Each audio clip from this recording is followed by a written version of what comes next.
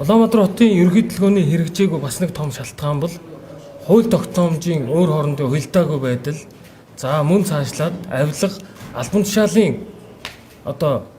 буруутай үйл ажиллагаанаас шалтгаалж газар олголт болон хотын норм дүрм стандартыг зөрчиж барилгажих процессууд явагдсан гэсэн ийм үндсэн төвлөлтүүдэд хүрсэн.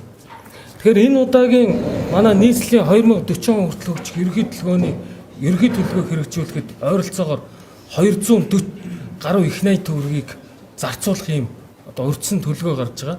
За үүний 120 орчим тэрбум төгрөгийг улс нийслэлийн төсвийн хөрөнгөөр энэ 16 жилийн хугацаанд ялангуяа инженерийн хангамжийг нэмэгдүүлэх, дулаан хангамжийг нэмэгдүүлэх, цахилгаан хангамжийг нэмэгдүүлэх, цахилгаан болон дулааны шугам сүлжээг өргөтгөн шинжлэх чиглэлээр улс нийслэлийн төсвийн хөрөнгийг чиглүүлье. За төлөвлөлтөд инженер хангамжийн тэр боломж бүрдсэн техник нөхцөлтэй газрууд дээр төр хувийн хвшлийн хамтралаар 120 гаруй их найт төгрөгийн бүтээн байгуулалтуудыг хийх ийм төлөвлөлтийг гаргаж ирж байгаа.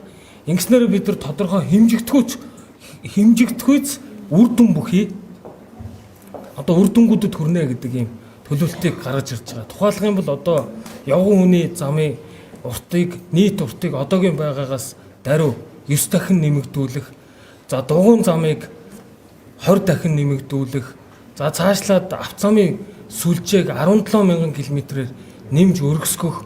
За ингэснээр оргил ачааллын үед 9 км цагийн хурдтай байгаа автозамын хурдыг 22.5 км/цагийн хурдад хүргэх.